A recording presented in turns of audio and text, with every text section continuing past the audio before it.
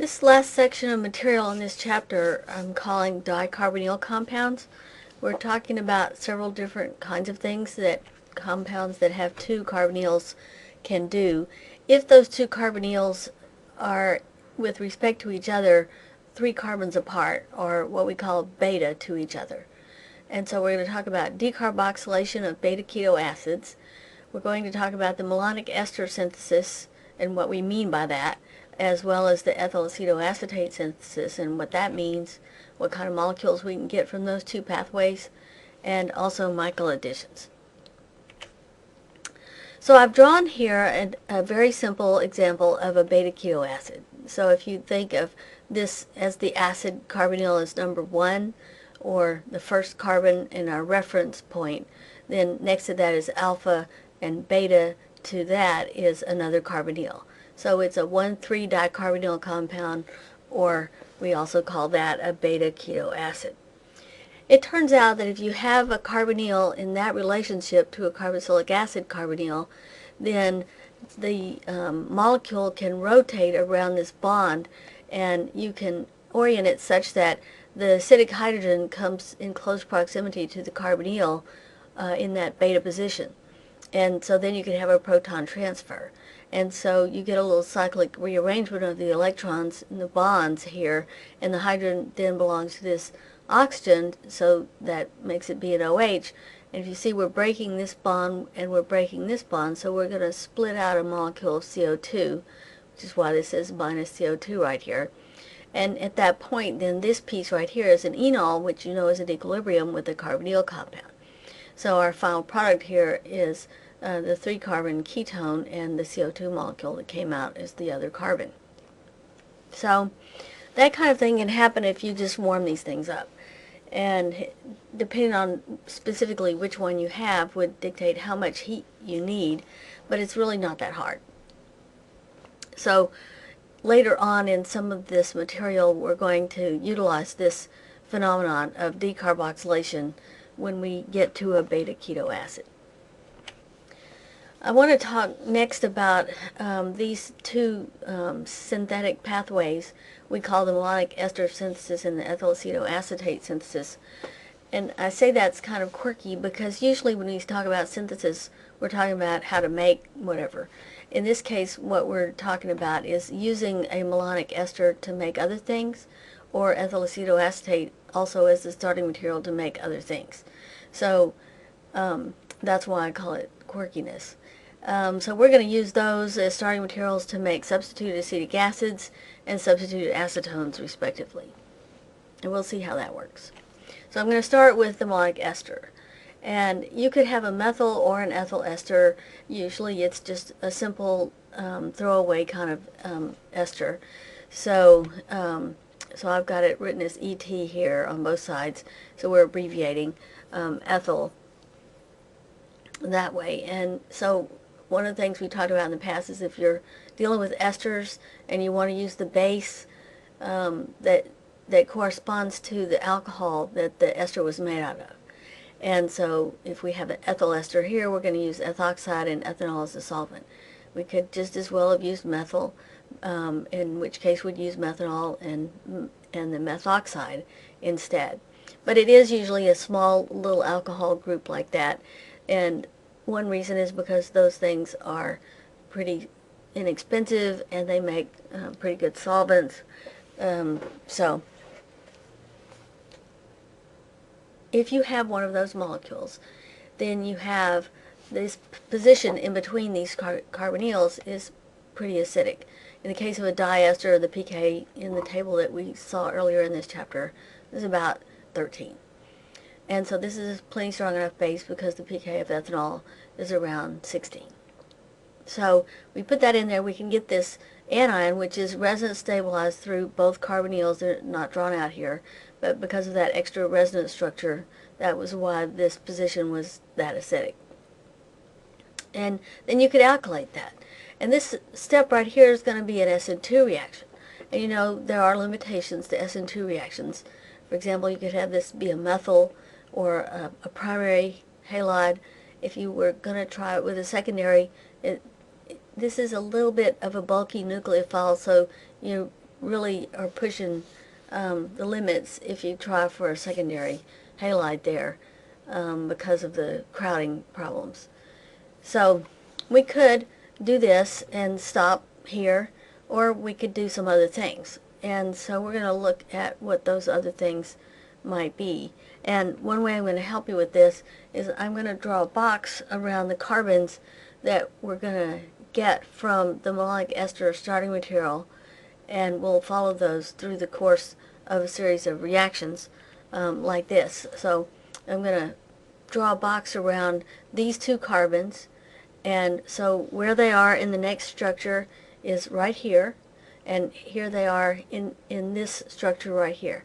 Now I can't tell the difference between this carbon group and this carbon group, so technically I still can't tell the difference between those two carbons, but I'm just picking two of them. The one in the middle is always one of them, and then one of the others. So we could stop there, or we could do some other things. Because this is an ester, we could hydrolyze it, because that will then make it be a beta keto acid. Then we could also hydrolyze it.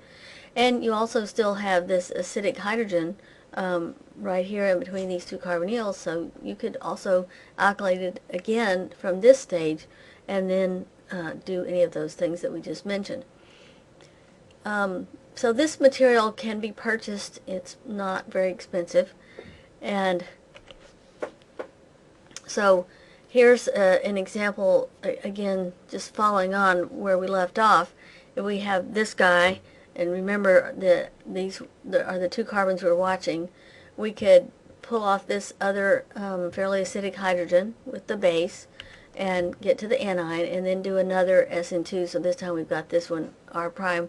Again, it's getting more and more crowded, so methyl or primary crowding is really must be avoided in order to get this dialkylated compound on here. And again, we're still watching those two carbons and what happens to them. And one question you might be kind of curious about is, okay, so why am I drawing a box around those two carbons? And we'll kind of see that when we get to what else we're going to do with that. So here's my molecule drawn again, and as I said, I can't really tell the difference between these two groups, but I'm just picking the middle carbon, which we definitely can tell which one that is, and one of those others. And if we heat it up with aqueous acid, the first thing that happens is these two esters hydrolyze. So we'd have an acid here and an acid here. But if you heat it up, then you're going to get decarboxylation. And what that means is you lose the CO2. So if both of these hydrolyze to acids, you see this one's drawn out here as the acid. And so that was the one that I had the box around. And then this guy loses the CO2, and remember the ethyl's gone after you do the hydrolysis. So then we just move the hydrogen over here, and so we get a carboxylic acid right there. And the ethanol came out when you did the hydrolysis of the esters with the acid, and then the CO2 comes up because you heated a beta keto acid. So one question you might ask is, what kind of molecule did we just make? And so I've been drawing the box around these two carbons that came originally from the starting material, the malonic ester. And you could think of this as a substituted acetic acid, because acetic acid is just a 2-carbon acid. And so you could reasonably ask the question, well, could we have alkylated that acid, just plain acetic acid, could we have just put chunks of carbon onto that directly? And the answer is, well, not really, because it's an acid. And how do we do alkylations on the alpha position of carbonyl compounds? Well, you start out with a base, and if you had an acid, you'd just get an acid-base reaction. So in order to avoid that, then maybe you make it into an ester. Well, then the next question is, okay, so what kind of base do you need? Well, you'd need a pretty strong base, like one of the ones we used in earlier was LDA.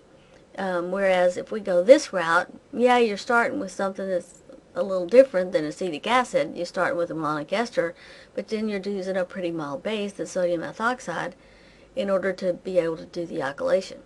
So the answer to the question here, could we alkylate acetic acid directly? The answer is no, and even if we went to its ester, it would be more difficult in terms of the cost and the handling of the compounds that we would need to get an alkyl group on there. It's easier this way. Plus, we have the ability to put 2 chunks of carbon on there. In this case, we just have 1, but we could put 2. So let's look at an example with something besides R groups. And so we're going to start with the diethylmalonate again. And this time we're going to alkylate it with the 1-bromobutane. So when we put the base in here with this guy, it makes the anion, and then that's going to be the nucleophile. This is a primary halide, so we'll get that chunk of carbons attached to that middle carbon where the anion picked off the hydrogen. And so again, if we're watching the carbons, then we're going to keep these 2 carbons, and here they are right here. And so if we take that molecule and hydrolyze it, these 2 guys are going to come off. We're going to make 2 acid groups right here. We heat that up, it's a beta keto acid. We'll lose a CO2, so we'll make this molecule. So here's the 2 carbons that we've been watching, and we lose this guy's as CO2, and the ethyls go off as ethanol. Alternatively, we could go back to here. We've got that acidic hydrogen between those 2 carbonyls, put in some more base, do another alkylation, and so we can get this guy. And again, here's the 2 carbons we're watching that came from the original starting material. We've added this chunk in the first alkylation and this one in the second alkylation. You could be finished here, or you could do the aqueous hydrolysis and heat it up and do the decarboxylation again. And so in both cases, you see we're thinking of this as a substituted acetic acid. In this case, we have 1 R group substituted onto the acetic acid. In this case, we have 2 R groups substituted onto the acetic acid. So there's any number of places where we can stop if we needed to. It turns out you can also use the dimethylmalonate to make a ring. And that situation, you're going to need a molecule that contains the 2 leaving groups on either end of a chain. And the size rings that you can make is usually 3 to 7 members in the ring. So if we put in our base and make this guy into the anion, react with one end of this dihalide, then you see that that's going to be 1 carbon of the ring, and then this guy right here will be part of the ring, and it's going to fold around to here. And then we're going to need some more base. So here it is. And when we put in more base, we pick off this hydrogen, and now it's going to do an intramolecular SN2 reaction. And so that's what this is right here, is intramolecular SN2. And now you see we had a total of 4 carbons in this group, plus the 1 from the malonic ester. We're going to end up with a 5-membered ring. And so here it is drawn here. Again, if we're watching those 2 carbons that came from the malonic ester, here they are right here. And then when we heat this up, with the aqueous acid, first we're going to hydrolyze off the ethyls, and then we're going to have a beta keto acid, which is going to decarboxylate, so you'd end up with this. So this carbon and this carbon are the ones that came originally from the malonic ester, and we lose the CO2 and the ethanol. So the box around those 2 carbons hopefully will help you track where each one of these things are going. And again, you could still think of this as a substituted acetic acid. And so then once you have the box around the 2 carbons that came from the ester, then you can just count and see how many more you needed over here. So ethyl acetoacetate is another molecule that works kind of the same way as the malonic ester did. The difference is that it's not 2 esters, it's an ester and a ketone, which makes it a little bit more acidic. The diesters pK is about 13. The beta keto ester, where the other carbonyl is a ketone, is maybe about 11. So you still can use the same kind of base. If you've got an ester, you're going to use the base that corresponds to the alcohol, and the alcohol that corresponds to that. So again, we could have methyl or ethyls usually. And so we put in the base, and we pick off one of these acidic hydrogens because it's in between 2 carbonyls, and then we can do an SN2 reaction alkylating that. I'm going to, again, help you follow the fate of the carbons in question. So if we draw a box around these 3 carbons, then we watch what happens to them. Here they are right here. When we do the SN2 reaction here, again, it's going to have to be a methyl or a primary. If you try a secondary, it's going to be a little bit crowded, so most secondaries are going to be too crowded to do SN2s on. But here's our 3 carbons that we're watching. At this point, you could be finished. That may be where you were headed. Or you have some other options, one of which is to alkylate it again. So if you take this guy and this guy, this is the same thing. Put in some more base. We've got another acidic hydrogen between 2 carbonyls here. Put in the base. You make the anion. Do another SN2 reaction so you could get this molecule. In either case, if you look at the box around the 3 carbons that came from the ethyl acetoacetate, you could think of it as a substituted acetone. And so again, you might ask the question, could you have just started with acetone? And the answer is, well, in principle you could, but there are a couple of factors here. One is you'd need a much stronger base like LDA, and secondly, we talked a little bit about the kinetic versus thermodynamic control. So once you put one group on, where's the next one going to go, and you have to worry about, how to manage that. In this case, we always know everybody's going to go between these 2 carbonyls, and so we don't have any mixtures as far as where those R groups are going. So if we have a beta-keto ester, we can hydrolyze that to a beta-keto acid.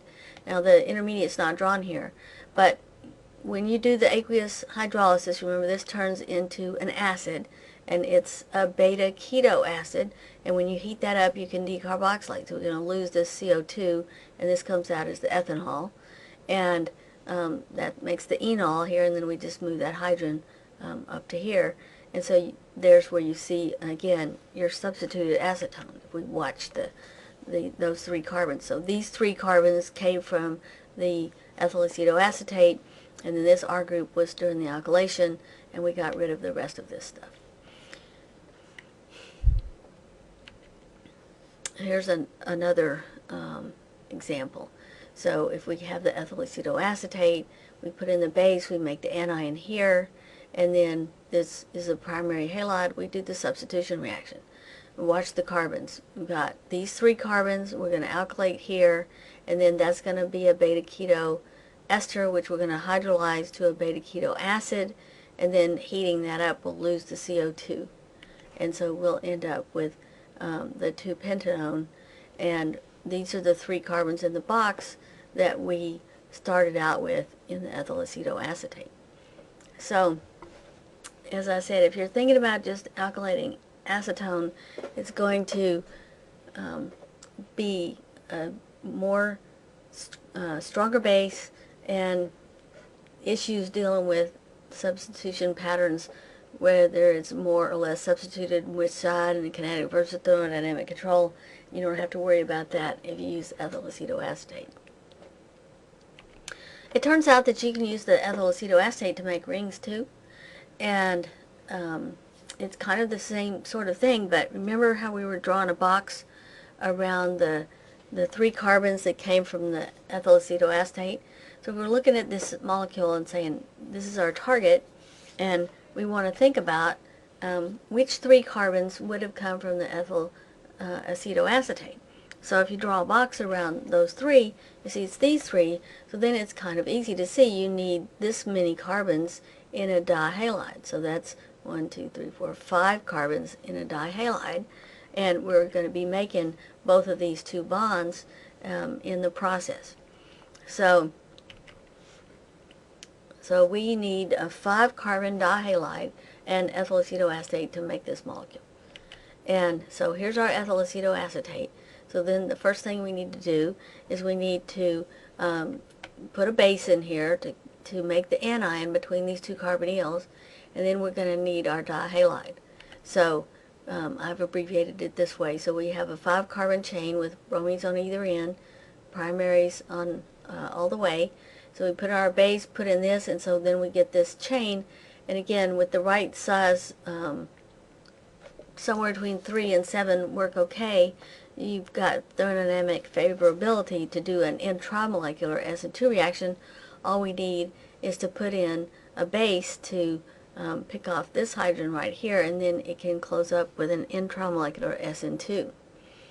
So, so there's our 3 carbons. Here's our 3 carbons. We kind of track how things are going. We put in the base, and so that's going to make the anion, and then it's going to close this ring. So now it's closed the ring. And again, if we're looking for our 3 carbons, it's these 3. And so now what we need to do to finish it off is do the aqueous acid, which is going to hydrolyze off the ester, and then the heat is going to cause the decarboxylation, and we'll be ending up with this molecule right here. Now, these 2 routes that we just talked about involving the malonic ester or the ethyl acetoacetate are kind of special because those materials are easy to purchase and relatively inexpensively, but really any beta-keto ester will work. So here's an example of some random beta-keto ester. The hydrogen in between the 2 carbonyls is pretty acidic. Again, we're using the same base as the ester was the alkoxide of, and ethanol is a solvent's not listed here. And then we're going to use alkylation of, any primary halide, and we can do the SN2 and get that group in between there. You could be finished at this point, or you could do the hydrolysis, so you hydrolyze this group right here to an acid, and then when you heat it up, it's a beta-keto acid, it'll decarboxylate, and you end up with this molecule.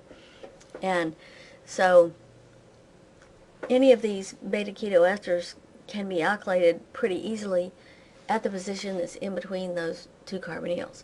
And if you're doing such a thing, just make sure that the base that you choose is the same as the alcohol alkoxide, that you use alcohol here, same thing here. So I'm going to shift gears now and talk about another kind of reaction that's called a Michael reaction. And this harks back to some things that we looked at in the ketones and aldehydes chapter when we talked about reactions that would occur preferentially at the beta position of an alpha-beta unsaturated ketone. So Michael reactions are really that sort of thing. The only difference is that when we talk about those reactions with the ketones, we talk about certain things would preferentially add to that beta position, like amines and lithium diorganocuprates, and I told you there are some other things that was just the only ones that we had examples of. Well, in the Michael reaction, then what you use for the nucleophile to add preferentially at that beta position is going to be another compound that's also a carbonyl compound that's usually a diketo compound or a beta-ketonitrile or even a nitroalkane. And I'll have some pictures in the next slide. So we're going to call the molecule that is going to be attacked by this nucleophile, and it will be an alpha-beta unsaturated carbonyl compound or alpha-beta unsaturated nitrile or alpha-beta unsaturated nitro compound. They will preferentially undergo conjugate addition, like we saw on those ketones that were alpha-beta unsaturated. So we call that the Michael acceptor, and the other piece we're going to call the Michael donor. That's the nucleophile. And these things, because they have 2 carbonyls or 2 features that make them pretty acidic, then they're going to be more acidic than most other kinds of CH bonds. So they can easily be made into a nucleophile if we treat them with a base. So we could think of this as column A and column B. So the Michael acceptors, these you'll see the alpha-beta unsaturated carbonyl feature here, or alpha-beta unsaturated is some other unsaturated system. Nitro, it's not drawn out here, but remember there's a double bond between the nitrogen and the oxygen, and a single bond between the nitrogen and the other oxygen, and the nitrogen has a plus charge. So the whole deal here is that there was more electronegative stuff attracting the electrons, making this carbon over here have a lot of positive character. Well, even though it's not drawn out here, there's a plus charge on the nitrogen, and that's definitely attracting electron density away. So all of these have a feature which causes this beta carbon to have a lot of positive character. So that's your Michael acceptor. And I've tried to make this fairly generic. The donors will be reacted with a base to make them into an anion. So you can have beta diketones, beta ketoesters, beta diesters, and compounds that are beta ketonitrile. It turns out that cyanide ions themselves will react, or lithium diorganic cuprates. We definitely saw this one in the ketones chapter. I told you there were some other things. In some books they put cyanide in the ketones chapter as a nucleophile that will react preferentially at the beta position of an alpha-beta unsaturated ketone or aldehyde. So I have them here in this table. So we need a base to make these anions. This one's already an anion. And this guy has a lot of anion character because of the bond to the copper, which is not as electronegative. All these guys will have to put a base in there to make them into anions, and that will always be at the position which is in between our two unsaturated groups. Alright, so those are your Michael donors. So what does it look like? So you've got a molecule that has the feature where we can easily pick off this hydrogen between the two carbonyls. We have an alpha-beta unsaturated carbonyl compound.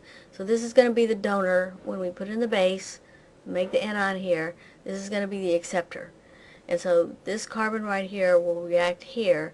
That will push the electrons on up to the oxygen, and then ultimately it will pick up a hydrogen, which looks like 1,4 addition, but it's an enol at that point, and the electrons will flow back. So it looks like all you did was you just made this new bond and you just reacted with this pi system. But in fact, this pi system, if it was an isolated alkene, wouldn't react with this. It's required that it have something else to make it reactive, like a carbonyl or a nitro group. So, which one is the donor? It's a thing that becomes the anion. That's going to be this molecule right here. The beta keto ester is the more acidic. If you go and look at the pKa table, you can remember that. But anytime you have a hydrogen on a carbon, which is alpha to 2 carbonyls, that one's going to be a lot more acidic than just next to 1. So then the next thing to sort of think about, making sure you kind of understand what's going on here, is this question. Why does the nucleophile react at the beta position? So why is that nucleophile, why is that anion that we're going to make right there, why is it going to go here? And it's because, we've seen this before, when you draw kind of the extreme case, remember we could take this bond and kind of separate the charge and say there's negative positive. Well, then that positive is going to attract the electrons over here, so then this carbon also has positive character. And by reacting over here at the beta position, it keeps our nucleophile away from the more electronegative end of the molecule. It's going to come in down here. So it's because of its positive character and because it's conjugated with the carbonyl, and that keeps the donor away from the negative character of the carbonyl if it comes to the beta position.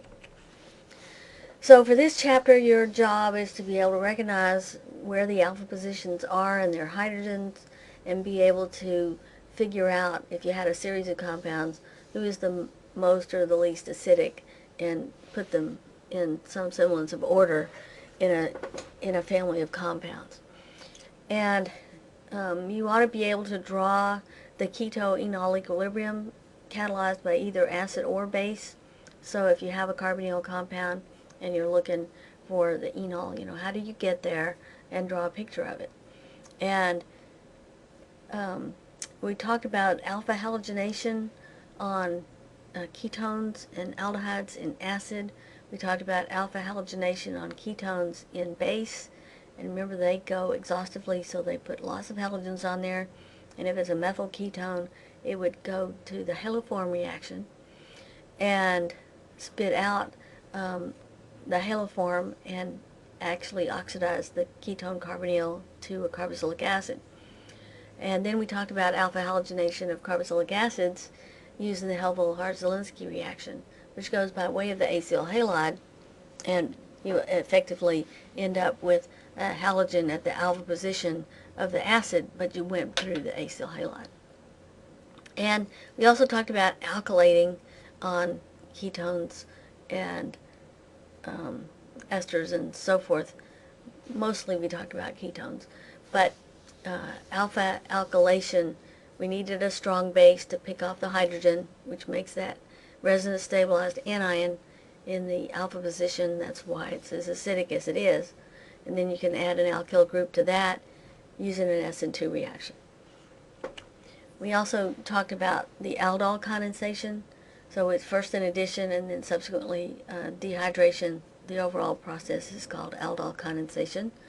And it makes for initially a beta hydroxyaldehyde or a ketone, and then when you do the dehydration you get an alpha beta unsaturated aldehyde or ketone. Most of these aldols are using aldehydes, but you can use ketones.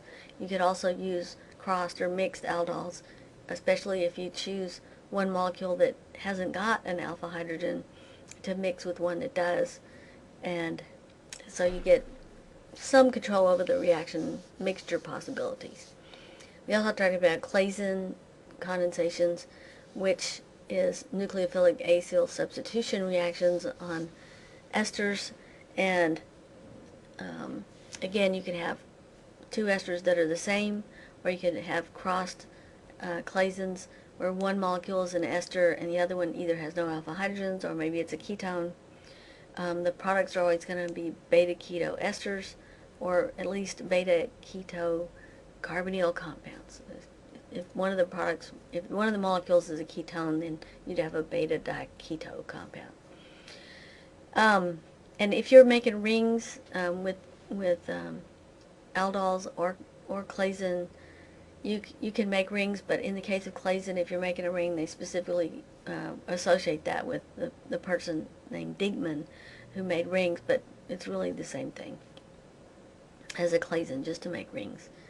And we also talked a little bit about Michael reactions, and what do Michael acceptors and donors and products look like.